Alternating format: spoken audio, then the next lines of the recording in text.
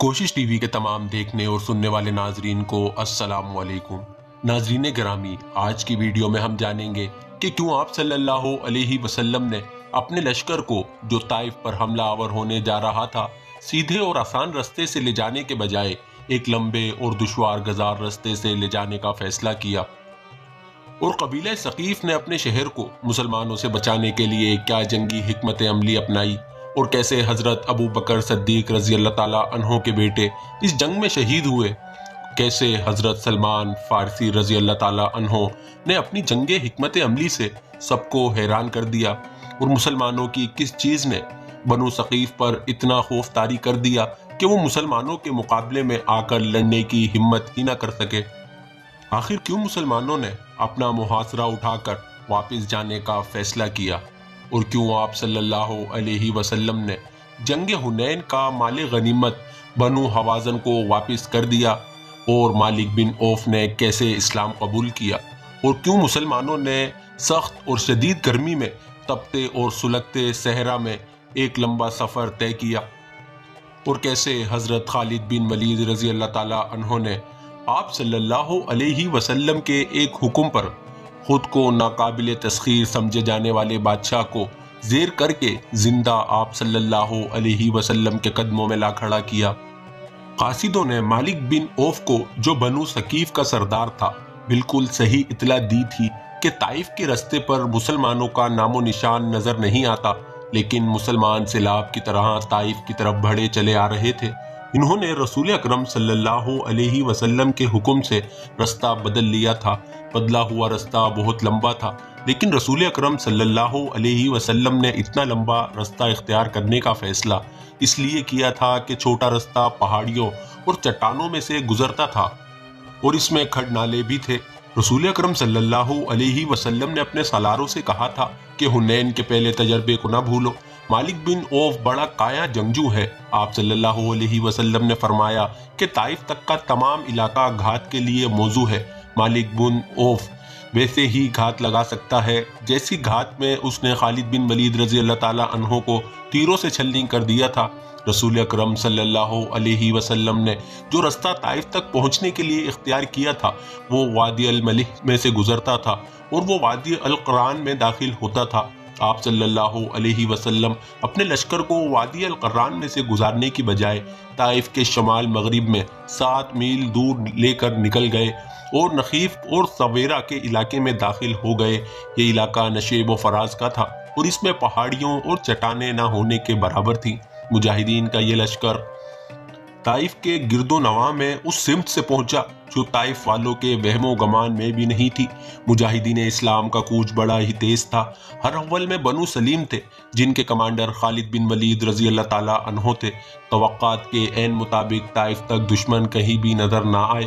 اس کی وجہ یہ تھی، جیسا کہ مورخین نے لکھا ہے، کہ مالک بن عوف اب کھلے میدان میں لڑنے کا خطرہ مول نہیں لے سکتا تھا۔ حنین کے مارکے میں زیادہ تر نقصان بنو حوازن کا ہوا تھا۔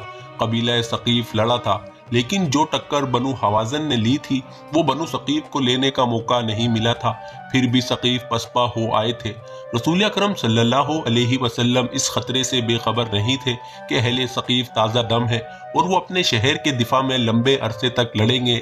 معلوم نہیں یہ کس کی غلطی تھی کہ مسلمان شہر کی دیوار کے خطرناک حد تک قریب جا رکے۔ وہاں وہ پڑاؤ کرنا چاہتے تھے۔ اچانک اہل ثقیف دیوار پر نمودار ہوئے، اور انہوں نے مسلمانوں پر تیروں کا مینہ برسا دیا۔ بہت سے مسلمان زخمی اور کچھ شہید ہو گئے۔ مسلمان پیچھے ہٹ آئے۔ رسول اکرم صلی اللہ علیہ وسلم نے حضرت ابو بکر صدیق رضی اللہ تعالیٰ عنہ کو محاصرے کا کمانڈر مقرر کیا۔ حضرت ابو بکر صدیق رضی اللہ تعالیٰ عنہ نے بڑی تیزی سے شہر کا محاصرہ مکمل کر لیا۔ انہوں نے ان رستوں پر زیادہ نفری کے دستے رکھے جن رستوں سے دشمن کا فرار ممکن تھا۔ شہر کا دفاع بڑا مضبوط تھا۔ قبیلہ ثقیف پوری طرح تیار تھے۔ مسلمان تیر اندازی کے سوا اور کوئی کارروائی نہیں کر سکتے تھے۔ مجاہدین نے یہاں تک بے خوفی کے مظاہرے کیے کہ شہر کی دیوار کے قریب جا کر اہل ثقیف کے ان تیر اندازوں پر تیر پھینکے جو دیواروں پر تھے۔ چونکہ وہ دیواروں کے اوپر تھے اور انہیں اوٹ بھی میسر تھی، اس لیے ان کے تیر مسلمانوں کا زیادہ نقصان کرتے تھے۔ مسلمان تیر اندازوں کے جیش آگے بڑھتے اور پیچھے ہٹ آتے۔ مسلمانوں کے زخمیوں میں بڑی تیزی سے اضافہ ہو رہا تھا۔ محاصرے کے کمانڈر حضرت ابو بکر صدیق رضی اللہ تعالیٰ عنہ کے اپنے بیٹے عبداللہ رضی اللہ تعالیٰ عنہ بنو ثقیف کے تیروں سے شہید ہو گئے۔ 5-6 دن اسی طرح گزر گئے۔ تاریخ اسلام کی مشہور و معروف شخصیت سلمان فارسی رضی اللہ تعالیٰ عنہ لشکر کے ساتھ تھے۔ جنگ خندق میں مدینہ کے دفاع کے لیے جو خندق کھودی گئی تھی وہ سلمان فارسی رضی اللہ تعالیٰ عنہ کی جنگی دانش کا کمال تھا۔ اس سے پہلے عرب خندق کے طریقہ دفاع سے ناواقف تھے۔ اب سلمان فارسی رضی اللہ تعالیٰ عنہ نے دیکھا کہ محاصرہ کامیاب نہیں ہو رہا تو انہوں نے شہر پر پتھر پھینکنے کے لیے ایک منجنیق تیار کروائی، لیکن یہ کامیاب نہ ہو سکی۔ سلمان فارسی رضی اللہ تعالیٰ عنہ نے ایک دبابہ تیار کروائی۔ یہ لکڑی یا چمڑے کی بہت بڑی ڈھال ہوتی تھی جسے چند آدمی پکڑ کر آگے چلتے تھے، خود اس کی اوٹ میں رہتے تھے اور اس کی اوٹ میں بہت سے آدمی قلعے کے دروازے تک چلے جاتے تھے۔ سلمان فارسی رضی اللہ تعالیٰ عنہ نے جو دبابہ تیار کروائی وہ گائے کی خال کی بنی ہوئی تھی۔ ایک جیش اس دبابہ کی اوٹ میں شہر کے بڑے دروازے تک جا پہنچا۔ اوپر سے آنے والوں تیروں کی تمام تر بوچھاڑیں دبابے میں لگتی رہیں، لیکن دبابہ جب اپنی اوٹ میں جیش کو لے کر دروازے کے قریب پہنچا تو دشمن نے اوپر سے دہتے ہوئے انگارے اور لوہے کے لال سرخ ٹکڑے دبابے پر اتنے پھینکے کہ خال کی دبابہ تیر روکنے کے قابل نہ رہی، کیونکہ یہ کئی جگہوں سے جل گئی تھی۔ دبابہ چونکہ عربوں کے لیے ایک نئی چیز تھی جو پہلے ہی استعمال میں بیکار ہو گئی، اس لیے وہ اسے وہیں پھینک کر پیچھے کو دوڑے۔ اہل ثقیف نے ان پر تیر برسائے جن سے کئی ایک مجاہدین زخمی ہو گئے۔ 10 دن اور گزر گئے۔ محاصرے اور دفاع کی صورت یہی رہی کہ مسلمان تیر برساتے ہوئے آگے بڑھتے تھے اور تیر کھا کر پیچھے ہٹ آتے تھے۔ بنو ثقیف پر اس کا یہ اثر ہوا کہ ان پر مسلمانوں کی بے جگری اور بے خوفی کی دہشت طاری ہو گئی۔ یہی وجہ تھی کہ انہوں نے کسی طرف سے باہر آ کر مسلمانوں پر حملہ کرنے کی کوشش نہ کی۔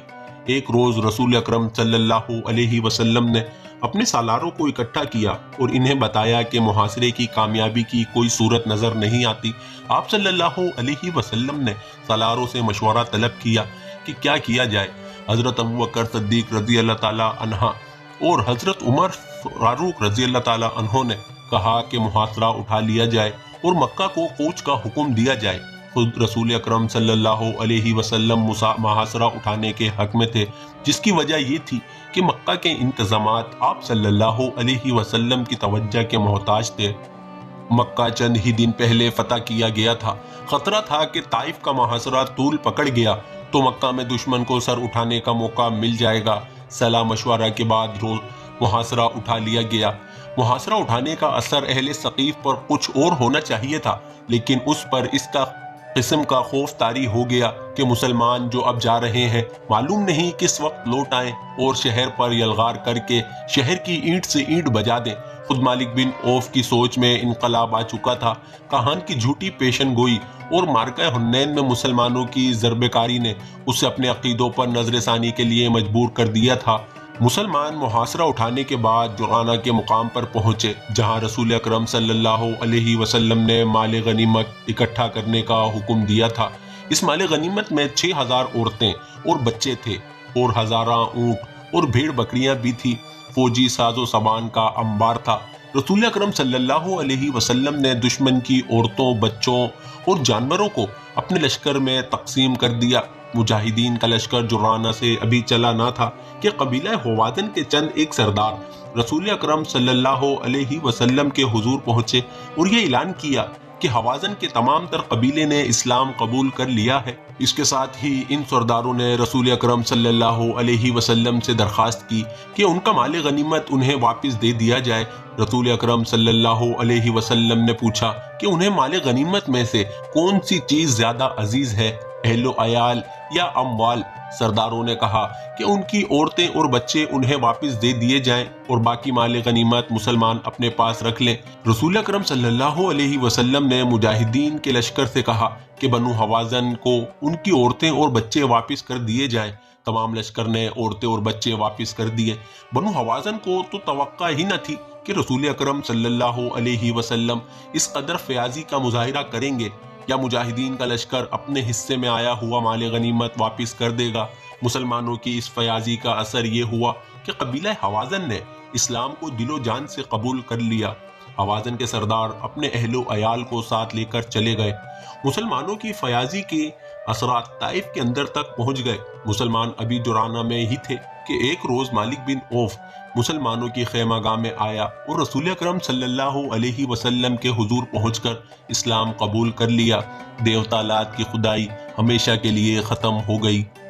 اسلام اب اس دور میں داخل ہو چکا تھا جب عرب کے ارد گرد کے ممالک اور ان سے بھی دور کے ممالک میں اسلام کے دشمن پیدا ہو گئے تھے۔ اسلام جس تیزی سے پھیل رہا تھا اس سے عالم کفر پر لرزہ طاری ہو گیا تھا۔ مسلمان ایک عظیم جنگی طاقت بن گئے تھے، لیکن اسلام کا فروغ اس جنگی طاقت کی وجہ سے نہ تھا، بلکہ اسلام میں ایسی کشش تھی کہ جو کوئی بھی اللہ کا یہ پیغام سنتا تھا وہ اسلام قبول کر لیتا تھا۔ مسلمانوں نے اپنے جاسوس دور دور تک پھیلا رکھے تھے۔ انہی میں سے ایک جاسوس نے مدینہ آ کر رسول اکرم صلی اللہ علیہ وسلم کو اطلاع دی کہ رومی شام میں فوج کا بہت بڑا اجتماع کر رہے ہیں، جس سے ظاہر ہوتا ہے کہ وہ مسلمان سے ٹکر لینا چاہتے ہیں۔ اس کے بعد یہ اطلاع ملی کہ رومیوں نے اپنی فوج کے کچھ دستے اردن بھیج دیے ہیں۔ اکتوبر بڑا ہی گرم مہینہ تھا، جھلسا دینے والی لو ہر وقت چلتی تھی اور دن کے وقت دھوپ میں ذرا سی دیر ٹھہرنا بھی محال تھا۔ اس موسم میں رسول اکرم صلی اللہ علیہ وسلم نے حکم دیا کہ بیشتر اس کے کہ رومی ہم پر یلغار کریں، ہم ان کے کود سے پہلے ہی ان کا رستہ روک لیں۔ رسول اکرم صلی اللہ علیہ وسلم کے اس حکم پر مدینہ کے اسلام دشمن عناصر حرکت میں آ گئے۔ ان میں وہ مسلمان بھی شامل تھے جنہوں نے اسلام تو قبول کر لیا تھا، لیکن اندر سے وہ کافر تھے۔ ان منافقین نے در پردہ ان مسلمانوں کو جو جنگ کی تیاریوں میں مصروف ہو گئے تھے برگلانا اور ڈرانا شروع کر دیا کہ اس موسم میں انہوں نے کوچ کیا تو گرمی کی شدت اور پانی کی قلت سے وہ رستے میں ہی مر جائیں گے۔ ان مخالفانہ سرگرمیوں میں یہودی پیش تھے۔ اس کے باوجود مسلمانوں کی اکثریت نے رسول اکرم صلی اللہ علیہ وسلم کے حکم پر لبیک کہا۔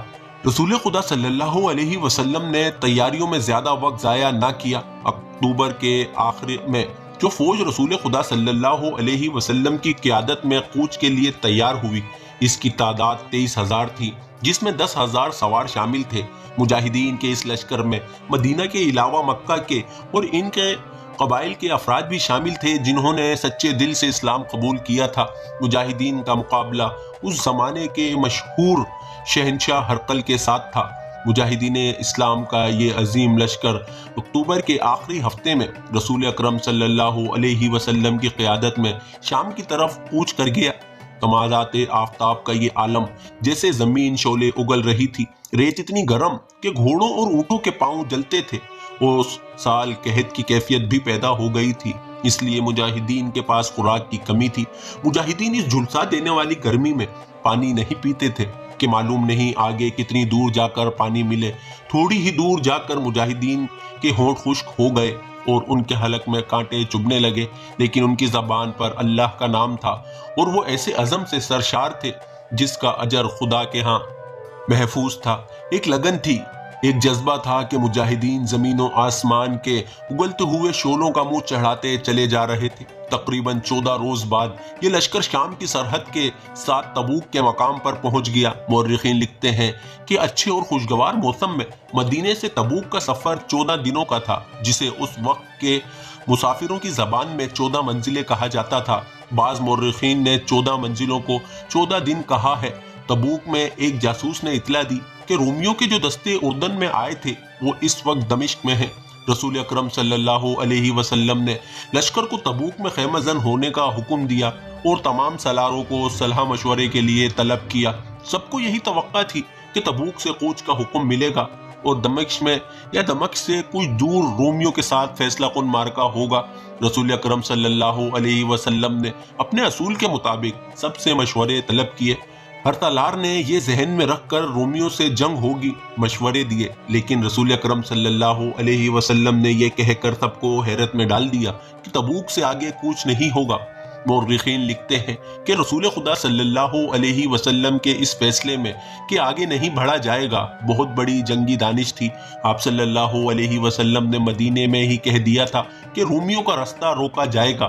آپ صلی اللہ علیہ وسلم مستقر سے اتنی دور اور اتنی شدید گرمی میں نہیں لڑنا چاہتے تھے، اس کی بجائے آپ صلی اللہ علیہ وسلم ہرقل کو اشتعال دلا رہے تھے کہ وہ اپنے مستقر سے دور تبوک میں آ کر لڑے۔ مجاہدین لڑنے کے لیے گئے تھے، ان کے دلوں میں کوئی وہم اور کوئی خوف نہیں تھا، لیکن جنگ میں ایک خاص قسم کی عقل و دانش کی ضرورت ہوتی ہے۔ رسول اکرم صلی اللہ علیہ وسلم نے عقل و دانش کو استعمال کیا اور مدینے کی طرف رومیوں کا رستہ روکنے کا یہ اہتمام کیا کہ اس علاقے میں جو قبائل رومیوں کے زیر اثر تھے انہیں اپنے اثر میں لانے کی مہمات تیار کی۔ ان میں 4 مقام خصوصی اہمیت کے حامل ہیں جہاں ان مہمات کو بھیجا جانا تھا۔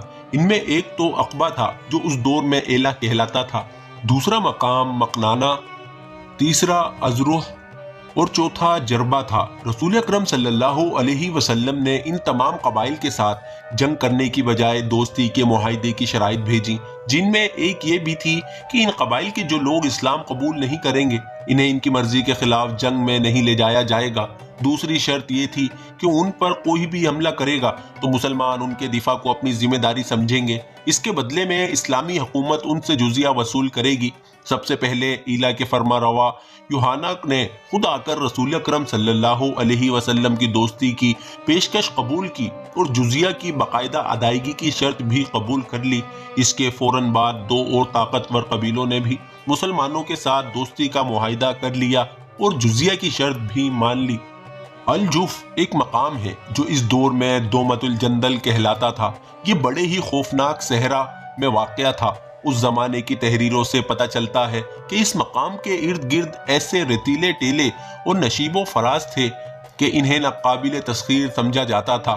دومت الجندل کا حکمران عقدیر بن مالک تھا۔ چونکہ اس کی بادشاہی انتہائی دشوار گزار علاقے میں تھی، اس لیے وہ اپنے علاقے کو ناقابل تسخیر سمجھتا تھا۔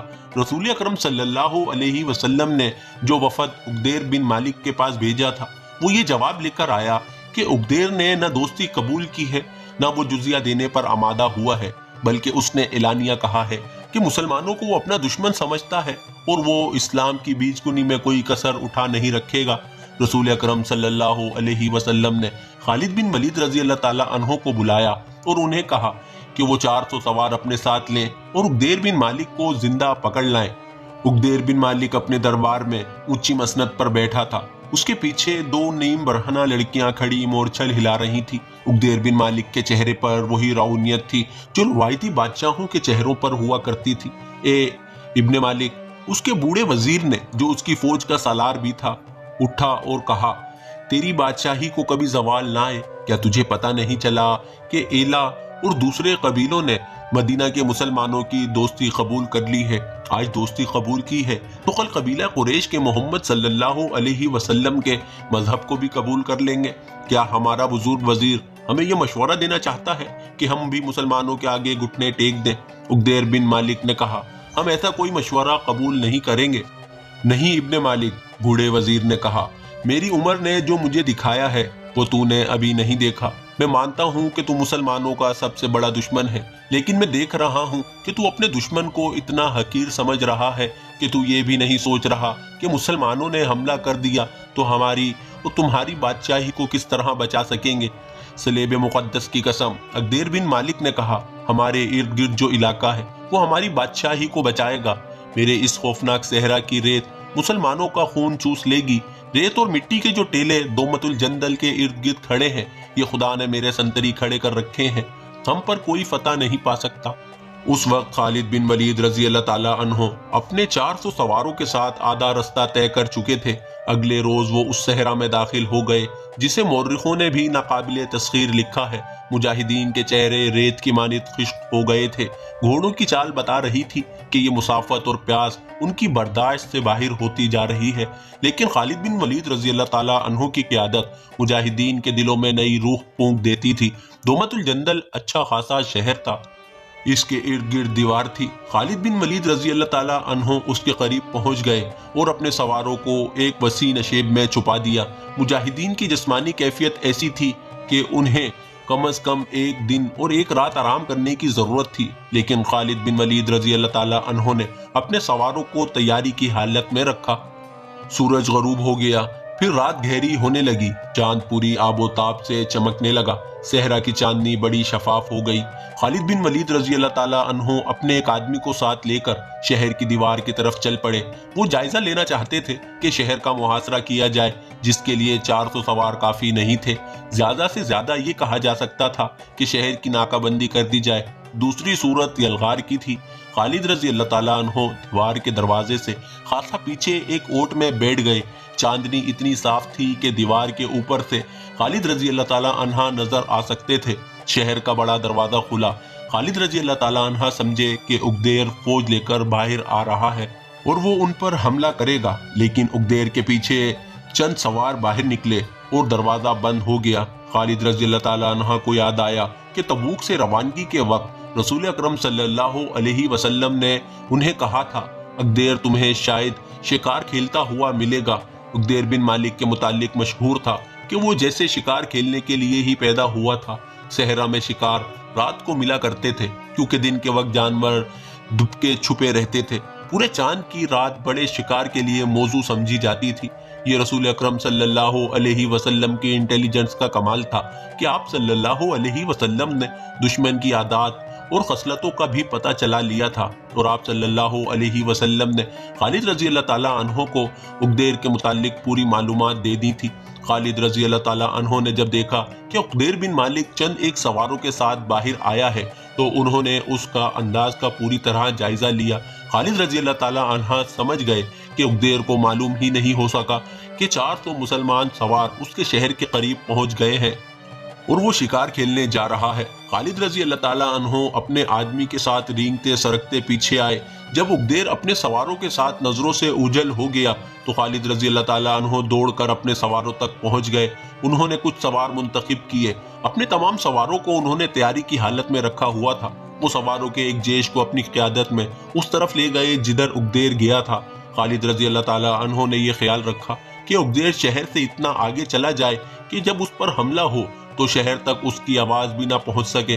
رات کے سناٹے میں اتنے زیادہ گھوڑوں کی آواز کو دبایا نہیں جا سکتا تھا۔ عقدیر اور اس کے ساتھیوں کو پتہ چل گیا تھا کہ ان کے پیچھے گھوڑ سوار آ رہے ہیں۔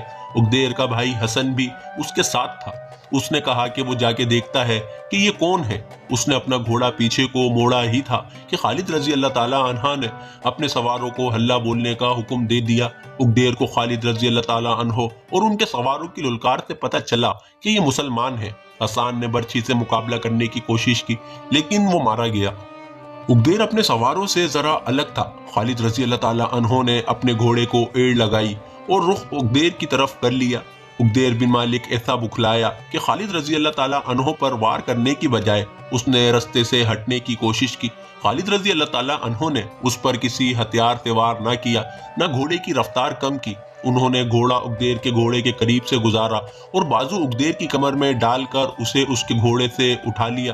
عقدیر بن مالک کے شکاری ساتھیوں اور محافظوں نے دیکھا کہ ان کا فرما روا پکڑا گیا اور اس کا بھائی مارا گیا ہے تو انہوں نے خالد رضی اللہ تعالیٰ عنہ کے سواروں کا مقابلہ کرنے کی بجائے بھاگ نکلنے کا راستہ اختیار کیا۔ وہ زمین ایسی تھی کہ چھپ کر نکل جانے کے لیے نشیب، کھڈ اور ٹیلے بہت تھے۔ ان میں کچھ زخمی ہوئے لیکن نکل گئے۔ شہر میں داخل ہو کر انہوں نے دروازہ بند کر دیا۔ خالد بن ولید رضی اللہ تعالیٰ عنہ نے عقدیر کو پکڑے رکھا اور کچھ دور جا کر گھوڑا روکا۔ عقدیر سے کہا کہ اس کی بھاگ نکلنے کی کوئی صورت نہیں۔ انہوں نے اسے گھوڑے سے اتارا اور خود بھی اتر گئے۔ کیا تم اپنے آپ کو ناقابل تسخیر سمجھتے تھے؟ خالد رضی اللہ تعالیٰ عنہ نے پوچھا۔ ہاں، میں اپنے آپ کو ناقابل تسخیر سمجھتا تھا، عقدیر بن مالک نے کہا، لیکن تو نے مجھے اپنا نام نہیں بتایا۔ خالد رضی اللہ تعالیٰ عنہ نے جواب دیا، خالد بن ولید۔ ہاں، عقدیر نے کہا، میں نے یہ نام سنا ہے۔ یہاں تک خالد رضی اللہ تعالیٰ عنہ ہی پہنچ سکتا تھا۔ نہیں عقدیر، خالد رضی اللہ تعالیٰ عنہ نے کہا، یہاں تک ہر وہ انسان پہنچ سکتا ہے جس کے دل میں اللہ کا نام ہے اور وہ محمد صلی اللہ علیہ وسلم کو اللہ کا رسول مانتا ہے۔ میرے ساتھ کیا سلوک ہوگا؟ عقدیر نے پوچھا۔ تیرے ساتھ وہ سلوک نہیں ہوگا جو تو نے ہمارے رسول صلی اللہ علیہ وسلم کے ایلچی کے ساتھ کیا تھا۔ خالد رضی اللہ تعالیٰ عنہ نے کہا، ہم سے اچھے سلوک کی توقع رکھ ابن مالک۔ اگر ہم رومی ہوتے اور ہرکل کے بھیجے ہوئے ہوتے تو ہم کہتے کہ اپنا خزانہ اور اپنے شہر کی بہت سی خوبصورت لڑکیاں اور شراب کے مٹکے ہمارے حوالے کر دے، پہلے ہم عیش و عشرت کرتے، پھر ہرقل کے حکم کی تعمیل کرتے۔ ہاں، عقدیر نے کہا، رومی ہوتے تو ایسا ہی کرتے، اور وہ ایسا کر رہے ہیں۔ وہ کون سا تحفہ ہے جو میں ہرقل کو نہیں بھیجتا؟ ولید کے بیٹے، مجھ پر الزام ہے کہ رومیوں کو خوش رکھوں۔ کہاں ہے رومی؟ خالد رضی اللہ تعالیٰ عنہ نے کہا، کیا تو انہیں مدد کے لیے بلا سکتا ہے؟ ہم تیری مدد کو آئیں گے۔ میں تجھے قیدی بنا کر نہیں، معزز مہمان بنا کر اللہ کے رسول صلی اللہ علیہ وسلم کے پاس لے جا رہا ہوں۔ تجھ پر کوئی ظلم نہیں ہوگا، جبر نہیں ہوگا۔ ہم دشمنی کا نہیں، دوستی کا پیغام لے کر آئے ہیں۔ ہمارے رسول صلی اللہ علیہ وسلم کے سامنے جا کر تجھے تعجب ہوگا کہ جس کا تو دشمن بن رہا ہے وہ تو دوستی کے قابل ہے۔ عقدیر بن مالک کی جیسے زبان کنگ ہو گئی ہو، اس نے کچھ بھی نہ کہا۔ اس کا گھوڑا وہیں کہیں آوارہ پھر رہا تھا۔ خالد رضی اللہ تعالیٰ عنہ نے اپنے سواروں سے کہا کہ عقدیر کے گھوڑے کو پکڑ لائیں۔ سوار گھوڑے کو پکڑ لائے۔ خالد رضی اللہ تعالیٰ عنہ نے عقدیر کے گھوڑے پر سوار کیا اور تبوک کو واپسی کا حکم دیا۔ تبوک پہنچ کر خالد رضی اللہ تعالیٰ عنہ نے عقدیر بن مالک کو رسول خدا صلی اللہ علیہ وسلم کے حضور پیش کیا۔ آپ صلی اللہ علیہ وسلم نے اس کے آگے اپنی شرطیں رکھی، لیکن ایسی شرط کا اشارہ تک نہ کیا کہ وہ اسلام قبول کر لے۔ اسی کے ساتھ مہمانوں جیسا سلوک کیا گیا، اس پر کوئی خوف طاری نہ کیا گیا۔ اسے یہی ایک شرط بہت اچھی لگی اور اس کی حفاظت کریں گے۔ اس نے جزیہ دینے کی شرط مان لی اور دوستی کا معاہدہ کر لیا۔ بے شک صرف مسلمان ہیں جو میری مدد کو پہنچ سکتے ہیں، معاہدہ کر کے اس نے کہا تھا۔ جب عقدیر بن مالک نے بھی دوستی کا معاہدہ کر کے مسلمانوں کو جزیہ دینا قبول کر لیا تو کئی اور چھوٹے چھوٹے قبیلوں کے سردار تبوک میں رسول اکرم صلی اللہ علیہ وسلم کے پاس آ گئے اور اطاعت قبول کر لی۔ اس طرح دور دور تک کے علاقے مسلمانوں کے زیر اثر آ گئے اور تمام قبائلی مسلمانوں کے اتحادی بن گئے۔ ان میں متعدد قبائل نے اسلام قبول کر لیا۔ اب رومیوں سے جنگ کی ضرورت نہیں رہی تھی۔ ان کی پیش قدمی کا رستہ رک گیا تھا، بلکہ ہرقل کے لیے خطرہ پیدا ہو گیا تھا کہ وہ مسلمانوں سے ٹکر لینے کو آگے بڑھا تو رستے کے تمام قبائل اسے اپنے علاقے میں ہی ختم کر دیں گے۔ رسول اکرم صلی اللہ علیہ وسلم نے مجاہدین کے لشکر کو مدینہ کو واپسی کا حکم دیا۔ یہ لشکر دسمبر میں مدینہ پہنچ گیا۔